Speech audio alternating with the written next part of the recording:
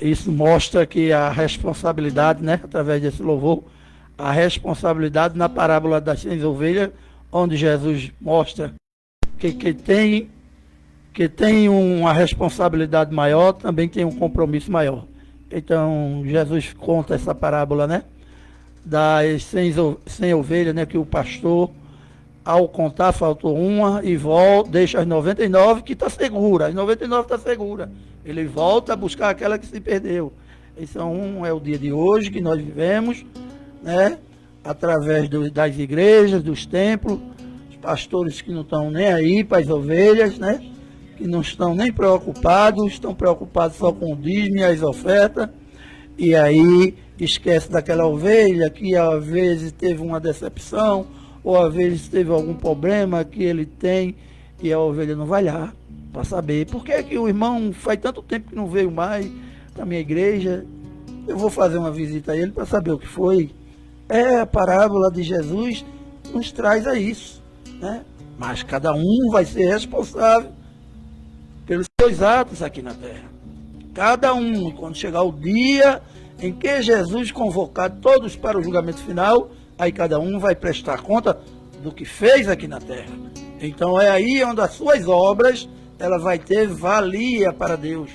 É quando você for chamado, aí você vai ter que prestar conta das suas atitudes, dos seus atos, o que você poderia fazer e não fez, você que pregava, você que falava, você que ensinava no nome de Jesus, mas aí você fazia que nem os fariseus, né?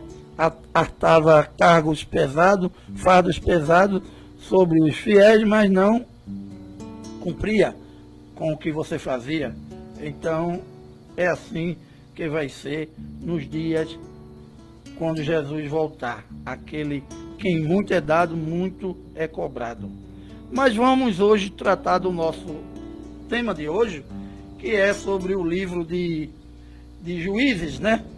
Estamos trabalhando no 7º livro da Bíblia, que é o livro de Juízes, né?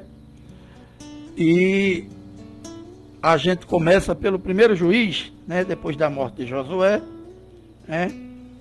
E o povo de Israel ficou desgarrado. Não tinha mais uma liderança, não tinha uma pessoa para tomar conta daquele povo, e a idolatria começou outra vez naquele povo. Então Deus não quis colocar uma monarquia, né? Colocar um rei. Ele constituiu juízes, homens com poder para processar as pessoas, julgar, condenar, né? E homens de batalha, de guerras. Então, a gente vê aqui no capítulo 3 de Juízes, Otoniel, o primeiro juiz que Jesus levantou em Israel, né? Otoniel livra os israelitas do poder de Cusã-Risataim. Os filhos de Israel fizeram o que era mal perante o Senhor e se esqueceram do Senhor, do seu Deus. Abra seu livro, abra sua Bíblia em Juízes, né? O 7º livro do Antigo Testamento, o livro de Juízes, capítulo 3 de Juízes, e o verso 7 ao verso 11, a gente vai ler, ao verso 14, a gente vai ler e fazer depois um resumo em cima de Otoniel, o primeiro juiz de Israel, concedido por Deus. Os filhos de Israel fizeram o que era mal perante o Senhor e se esqueceram do Senhor, seu Deus, e renderam culto aos balinenses e aos apóstolos ídolos. Então a ira do Senhor se acendeu contra Israel e ele os entregou nas mãos de Cusã-Risataim, rei da Mesopotâmia. Os filhos de Israel serviram a Cusã-Risataim 8 anos. Clamaram ao Senhor os filhos de Israel, e o Senhor lhes suscitou liberdade, que os libertou. Otoniel, filho de Kenaz, que era irmã de Caleb, e mais novo do que ele, veio sobre ele o Espírito do Senhor, e ele julgou a Israel. Saiu a pelejar, e o Senhor lhe entregou nas mãos o rei Cusã-Risataim, rei da Mesopotâmia, contra o qual ele prevaleceu. Então a terra ficou em paz durante 40 anos. Otoniel, filho de Kenaz, faleceu. Servidão sobre Eglon. Tornaram então os filhos de Israel a fazer o que era mal de novo perante o Senhor. Mas o Senhor deu poder a Eglon, rei do Moabita, contra Israel, porquanto fizeram o que era mal perante o Senhor.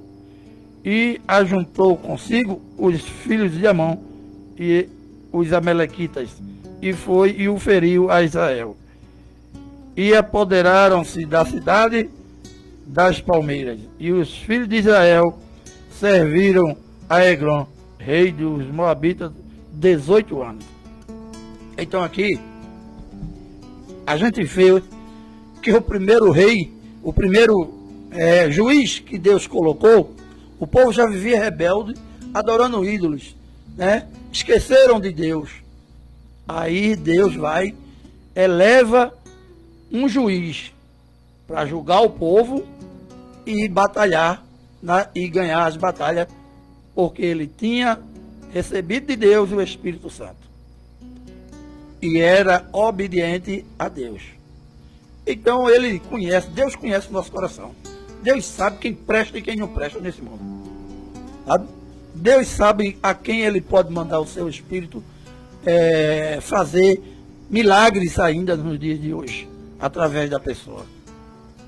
Então não adianta, porque o que Deus quer da gente é obediência. Mas aí mostra que o povo é obediente sempre, desobediente sempre. Obedece por um pouco de período, enquanto você tem um líder espiritualmente, você está obedecendo. Mas a gente vê aqui, depois que Otoniel morreu, mais uma vez ficou sem aquela liderança. Aí o povo começou de novo, esquecer de tudo que Deus fez através de Otoniel. Aí de novo volta a adorar os ídolos e os postos ídolos, né? Como hoje diz as lendas, né? Com Madre Florzinha, que dentro das matas, e os povos adoraram, e adoravam aquela lenda, certo? Então, esse chamado de postos ídolos era justamente uma deusa que era adorada dentro das florestas, dentro das matas. Então, eles passavam a adorar esse tipo de idolatria através de imagens, né? E que não falava, que não comia, que não, certo? Então, passava a adorar o Deus Baal, né? Que era também, nenhum dessas falavam com ele, nem comia, nem bebia, nada. Então, eles passavam a adorar, porque os reis tomavam conta e passavam a botar na cabeça deles esse tipo de idolatria. Então eles preferiam esquecer a Deus, a quem ele não via, para voltar-se a adorar a quem ele via. E será que nos dias de hoje é diferente? Será que estamos vivendo diferente? Será que a gente deixa de adorar a Deus porque a gente não vê, aí passa a adorar o ser humano aqui na Terra, ou até mesmo alguma outra coisa materiais, bens materiais, né? Que não fala, que não vê, né? Quantas pessoas vivem aí brigando atrás de recursos financeiros para adquirir bens materiais, bens. Eu vou comprar uma casa grande, eu vou comprar vários terrenos, eu vou comprar vários sítios e tal. E a gente não sabe quando é que vai morrer. Morre do dia para a noite, deixa tudinho para estar aquela briga, aquela confusão dentro da família, né? Então, que adianta, a palavra diz, que adianta juntar tesouro aqui na terra onde a ferrugem come e as traças destrói, né?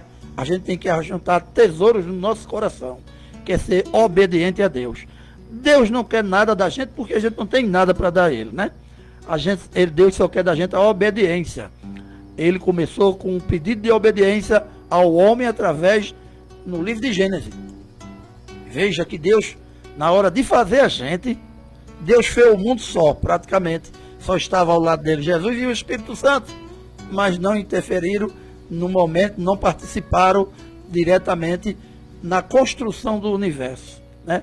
E aí Deus fez a lua, o sol, separou tudinho, né? Fez a lua com a noite, o sol durante o dia, a terra do firmamento, tal, separou e fez tudinho, né? Dentro do sexto dia, né? Dentro de 6 dias. Então, no sétimo ele descansa, mas aí ele viu que a terra precisava de uma pessoa para tomar conta de tudo, sabe? E Deus disse, agora eu vou fazer um homem para tomar conta de tudo isso aqui, botar nome nos animais que tem, tudinho, e cuidar do que eu criei. Então eu vou fazer um homem à minha imagem e semelhança. E Jesus pega da terra, faz o homem e sopra nele o fôlego de vida. Não é o Espírito Santo, é o fôlego de vida, soprou nele. E aí tinha um relacionamento Deus com Adão todos os dias, para saber o que Adão estava fazendo. A palavra diz em Gênesis que Deus passeava no jardim do Éden com Adão, conversando, dialogando, e Adão explicando a ele as coisas. E o homem era perfeito. E Deus fez o homem perfeito. E até aí o homem era perfeito. Mas aí, o que era perfeito se quebrou, né? Uma peça faltou, uma peça no caminho se quebrou. E ao consertar, consertou mal feito, né? Então é a nossa vida, dia de hoje, né? Nós somos descendência do pecado em que Adão e Eva cometeu, e por isso nós somos falhos, erramos, pecamos, né? E se alguém ainda no dia de hoje diz que é santo, está mentindo, porque no mundo em que vivemos não existe um santo sequer. Trabalhamos pela santificação, buscamos todos os dias, mas essa santificação, ela vai ser só adquirida quando Jesus voltar e escolher a sua igreja e levar com ele. Aí iremos passar por um julgamento, o julgamento onde ele vai relatar toda a nossa vida aqui na terra, o que a gente fez, o que a gente deixou de fazer. É aí onde a responsabilidade de cada um que foi dada vai ser cobrada. A quem muito é dado, muito é cobrado. Então, é a responsabilidade de cada um de nós. Então a gente vê que Otoniel foi fiel a Deus, mas Deus já tinha visto isso no coração dele. Da família de Caleb, Deus escolheu Otoniel, mais novo, né? E Deus não vê idade para fazer o que ele quer. A gente vê o exemplo de Davi. Tinha os irmãos alto, forte, soldado valente e tal. Mas Davi era aquele amarelinho que vivia só cuidando das ovelhas, desprezado até pelo pai. Mas Deus disse que era ele que ia ser o rei, porque Deus viu o coração. Samuel, quando olha, achava também que ia ser o filho mais velho de Manassés, né? Mas não era o que Deus via. Deus vê o interior da gente, Deus vê o nosso coração, o meu e o seu. Então Deus viu o coração de Otoniel e viu que nele ia encontrar um homem para servir a Deus, né? E fazer com que Israel vivesse esse período de paz, né? Durante esse período de paz. Mas aí, depois que Otoniel morre, volta o povo de Israel a viver uma vida desgarrada, né? De volta à idolatria, de volta aos ídolos e posto-ídolos. Então, o que diz o livro de Otoniel? Otoniel, também escrito como Otiniel, foca em sua importância como o primeiro juiz de Israel e um exemplo de liderança, fé e dependência de Deus. Ele libertou os israelitas da opressão de Cusã-Risataim, rei da Mesopotâmia, e governou com justiça por 40 anos, trazendo um período de paz ao povo após a sua vitória. As ações e características de Otoniel, a liderança divina. Otoniel foi escolhido por Deus em um momento de crise, quando Israel havia se afastado do Senhor e sofria sob o jugo dos mesopotâmicos. O Espírito do Senhor veio sobre ele, capacitando-o para a libertação. Vitória pela vontade de Deus. Sua vitória contra Cusã-Risataim é descrita como um ato direto da intervenção divina, pois a Bíblia declara que Jeová entregou-lhe nas mãos a Cusã-Risataim.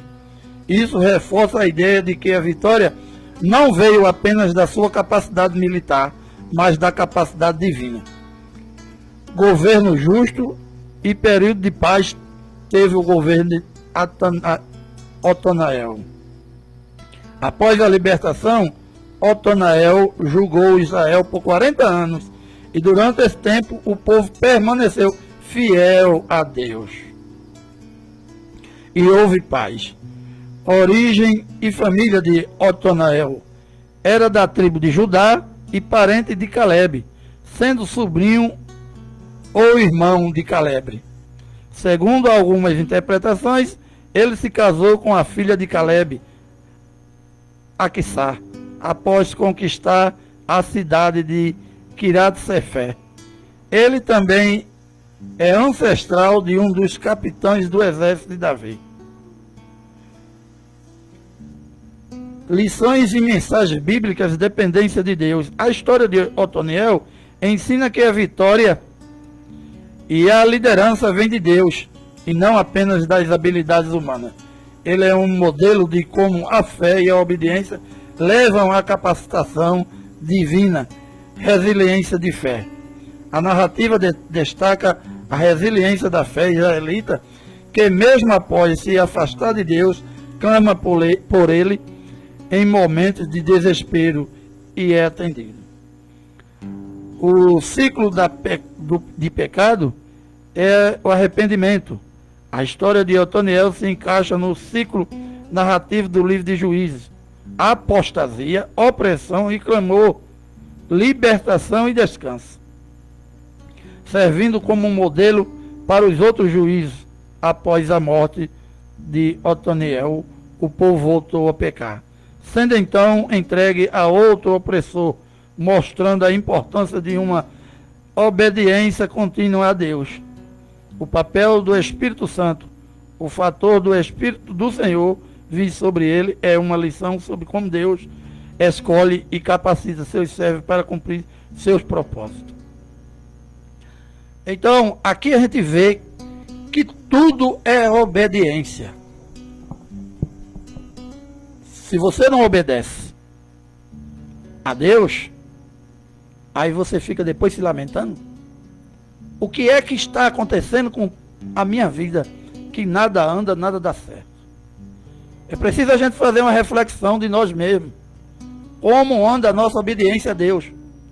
Como anda a nossa fé em Deus?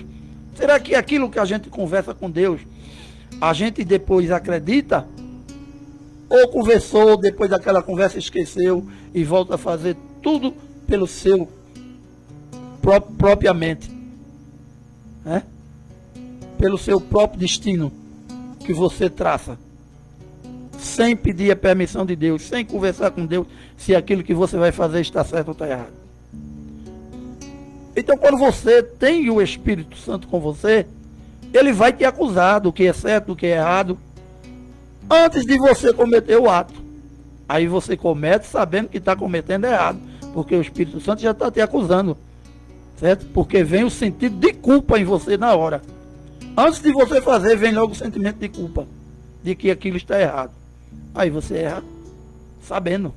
Então, como o pecado ele está enraizado em nossa carne, e Paulo diz que o salário do pecado é a morte, né? É por isso que o ser humano morre. o ser humano não ia morrer, mas morre por conta do pecado. Aí Deus veio trabalhando para o povo de Israel, sempre libertando o povo das opressões, mas o povo gostava de viver na opressão, porque quando Otoniel morreu, o povo voltou de novo à rebeldia.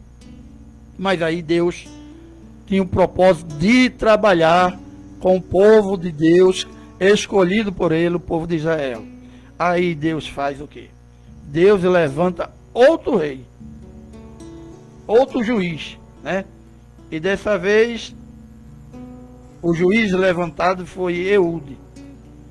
Então os filhos de Israel clamaram ao Senhor, e o Senhor ressuscitou o libertador Eude, homem canhoto, filho de Gerá, benjamita, da tribo de Benjamim. Eude fez para si um punhal de 2 gumes, de comprimento de 1 côvado, e cingiu debaixo das suas vestes do lado direito. Levou o tributo a Eglon, rei de Moabitas. Era Eglon homem gordo. Tendo entregado o tributo, despediu a gente que o trouxera e saiu com ele. Porém voltou do ponto em que estava as imagens de escultura ao pé de Gigal e disse ao rei: tem uma palavra secreta, e dize-te, ó rei. O rei disse: cala-te. Então todos os que lhes assistiam saíram de sua presença. Eude entrou numa sala de verão que o rei tinha só para si, onde estava sentado, e disse: tenho a dizer-te uma palavra de Deus. E Eglon se levantou da cadeira. Então Eude estendeu a mão esquerda, puxou o seu punhal do lado direito e lhe cravou no ventre, de tal maneira que entrou também o cabo com a lâmina. E porque não o retirou do ventre, a gordura se fechou sobre ele. E Eude, saindo por um postigo, passou para o vestíbulo, depois de cerrar sobre ele as portas trancadas. Tendo saído, vieram os servos do rei, e vieram, e eis que as portas da sala de verão estavam trancadas, e disseram: sem dúvida, está ele aliviado o ventre na privada da sala de verão. Aborreceram-se de esperar, e como não abria a porta da sala, tomaram da chave e abriram, e eis seu senhor estendido morto em terra. Eude escapou enquanto eles se demoravam, e tendo passado pelas imagens de escultura, foi para Seira. Tendo ele chegado, tocou trombetas nas montanhas de Efraim, e os filhos de Israel desceram com ele das montanhas, indo ele à frente, e lhes disse: segue-me, porque o Senhor o entregou nas vossas mãos os vossos inimigos, os amoabitas, e desceram por ele, e tomaram os vaus do Jordão contra os moabitas, e a nenhum deles deixaram passar. Naquele tempo feriram dos moabitas uns 10.000 homens, todos robustos e valentes, e não escapou nem sequer um. Assim foi Moabe subjugado naquele dia sob o poder de Israel, e a terra ficou em paz 80 anos. Depois dele foi Sangar, filho de Anate, que feriu 600 homens dos filisteus com aguilhada de bois, e também lhe libertou a Israel. Então veja o que Deus fez aqui. Naquele tempo, uma pessoa esquerda, ela era considerada uma pessoa fraca, uma pessoa que não servia para batalha, para guerra, só era considerado os direitos, era considerado valentes e temidos, né? E temidos. Então, Deus escolheu justamente aquele que era esquerdo. Veja como é que é a história que Deus faz. Aí a gente vê, né, que Deus ele confronta o homem de uma maneira achando que o homem achando que ele é forte e valente, considerava só as pessoas com a mão direita forte e valente, mas aí Deus pega o esquerdo, né, que não tinha nenhuma consideração, e coloca ele para justamente matar o rei, né, para justamente destruir aquele povo. Deus escolheu Josué para ser o libertador do povo, escolheu Moisés para ser o libertador do povo, escolheu Josué para ser o libertador do povo, né, da fome, da peste, de tudo naquela época, porque a fome foi grande no Egito. Escolheu Josué. Dos 12 irmãos, Josué era o mais fraco, o mais, né, mas tinha a proteção de Deus. Deus viu em Josué o libertador naquela época do povo, da fome. Aí depois escolheu de uma mulher que ninguém esperava, de uma hebreua, né, de uma israelita, escolheu da mulher um homem, né, que tem quase a mesma aparência da vida de Jesus, com a vida de Moisés, se assemelha muito, mas escolheu de uma pessoa frágil, fraca, escolheu Moisés, se tornou, né, o libertador. Aí veio depois Abraão, depois veio Jacó, né, aí veio Isaac, veio, né, sempre aqueles mais fracos. E a gente chega no livro de Juízes, né, e a gente vê que Deus pega Eude, e ninguém ia dar nada por Eude.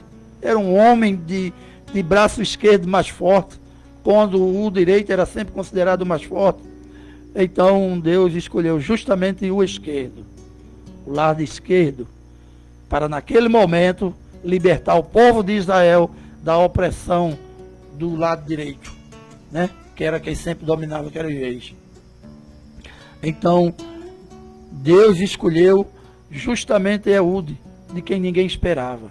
Então Deus pega e trabalha na vida do ser humano de quem Ele quer, porque Ele observa o coração. Ele viu em Eude um homem temente a Ele, um homem obediente, que iria dominar por muitos anos, como foi, 80 anos, né? Aí a gente vê que Deus não faz como a gente pensa, Ele faz como Ele age e deve fazer, porque Ele sabe, Ele conhece o coração de cada um. Eude é uma figura bíblica descrita no livro de Juízes, no capítulo 3, como um juiz e libertador de Israel. Conhecido por ser canhoto, ele usou sua característica incomum para matar o opressor rei Eglon, o rei de Moabe, que subjugava Israel há 18 anos. Após a morte do rei, Eude reuniu os israelitas, liderou a vitória e a terra desfrutou de paz por 80 anos.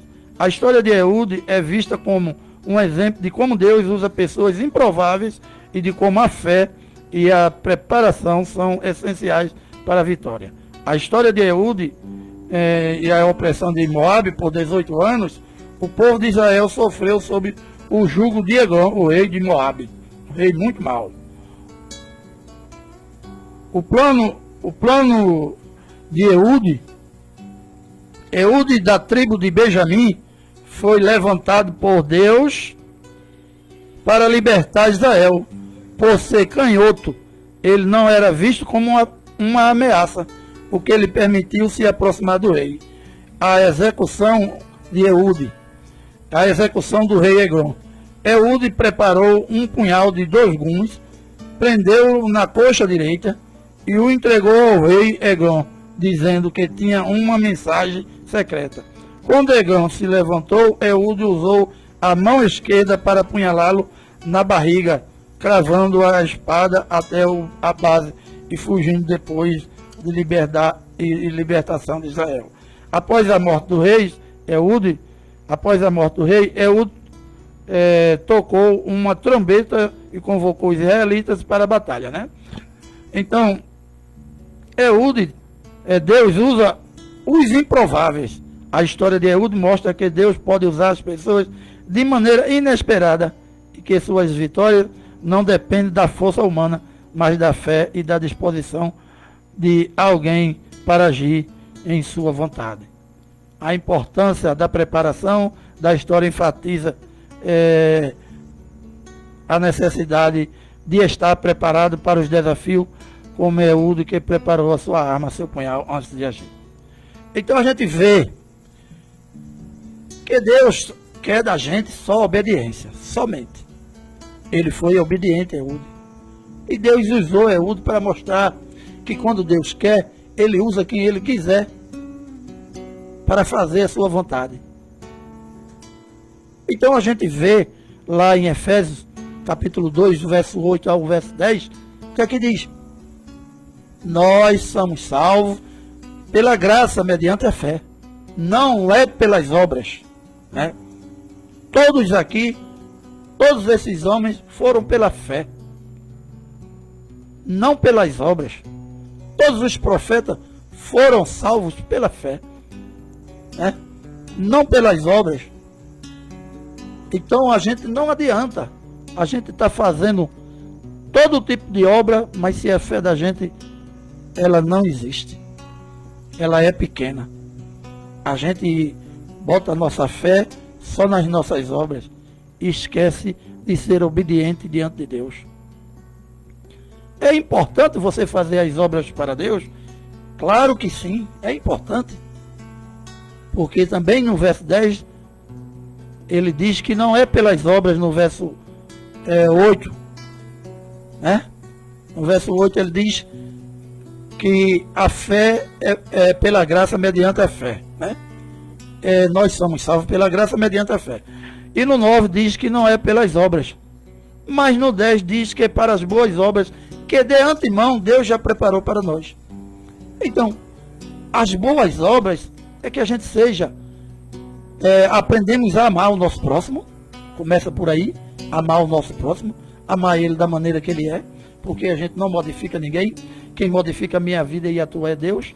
Então a gente tem que amar da maneira que ele é, ajudando uns aos outros na medida do possível que a gente pode, porque o nosso próximo é aquele com quem a gente convive todos os dias, a gente vê e que tem a proximidade com ele. São os nossos próximos, né? A palavra já diz próximo.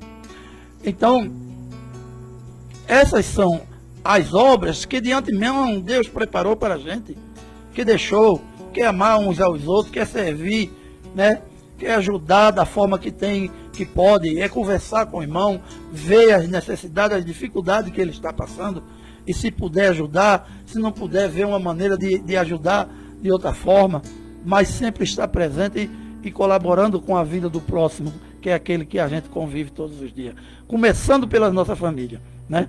Então, Deus quer simplesmente da gente obediência. As obras que você faz aqui na terra, elas só têm relevância para Deus se for essas, que as de antemão Deus já deixou preparada para nós. E a gente só vai descobrir isso lendo a Bíblia. É por isso que esse programa é Estudando a Palavra de Deus. Porque como é que você vai saber o que Deus quer da tua vida se você não estuda a Bíblia? Se você só vai aos domingos para a igreja e vê o sermão que é dado lá, um trecho tirado da Bíblia, é lido e é falado. Às vezes está até diferente do que a explicação verdadeira é. Então é preciso que você leia a Bíblia. Porque quando você vai ler a Bíblia, o sermão dado em cima do púlpito, você vai saber se está de consonância com a Bíblia ou não. Mas quando você não sabe, o sermão dado lá pode ser de uma maneira totalmente diferente do que a Bíblia nos ensina. E aí você está aprendendo errado. Então para isso é preciso que você estude a Bíblia. Leia capítulo por capítulo. Mas eu não entendo, a Bíblia é muito complexa. Peça a Deus. Peça ao Espírito Santo entendimento da palavra e Ele vai te dar. Peça discernimento para as coisas de Deus e Ele vai te dar. Mas ele precisa conhecer teu coração e descobrir realmente se tu está com vontade de aprender a palavra dele e fazer a sua vontade. Então, meus irmãos, nesta manhã a gente viu 2 juízes que Deus estabeleceu. Por quê? O primeiro, Otoniel, Deus levantou porque o povo estava rebelde, adorando os ídolos. E depois que Otoniel morre, o povo volta de novo a adorar os ídolos. Aí botou Eude, Eude passou 80 anos, depois Eude morre, o povo volta de novo a adorar os ídolos. Como está a tua vida e a minha nos dias de hoje? Será que estamos adorando a Deus verdadeiramente? Ou se estamos também adorando a ídolos? Então nós vivemos num mundo onde o ídolo principal, onde o povo adora, idolatra, corre atrás e até faz confusão, é o dinheiro, né? Então é preciso que a gente veja, vivemos sob necessidade do dinheiro, sim, mas não pode ser a prioridade em nossa vida. A prioridade em nossa vida tem que ser Jesus. Então vamos nessa manhã agradecer a Deus e durante toda a semana ler, ouvir o programa, porque está na Folha Itaenguense e no YouTube. Então vocês podem procurar através da página do nosso amigo Júlio Filho e vocês vão encontrar, certo? Então vamos agradecer ao nosso Deus, porque está chegando o término do nosso programa. Eu quero agradecer a todos os ouvintes do programa Estudando a Palavra de Deus nesta manhã e deixando beijos e abraços da parte do nosso Senhor Jesus Cristo no coração de todos os nossos ouvintes. Deixando beijos e abraços da parte do nosso Senhor Jesus Cristo no coração de todos os nossos irmãos evangélicos, dos nossos irmãos católicos. Vamos orar e agradecer a Deus por mais a realização de mais um programa. Senhor, meu Deus e meu Pai, quero te agradecer por mais uma realização de mais um programa. Que nesta manhã o Senhor possa estar abençoando o nosso dia e abençoando o programa durante toda a semana. Em nome do teu Filho Jesus eu agradeço, hoje e sempre. Amém. Um bom dia a todos. CYX 824, Rádio Comunitária Itaenguense.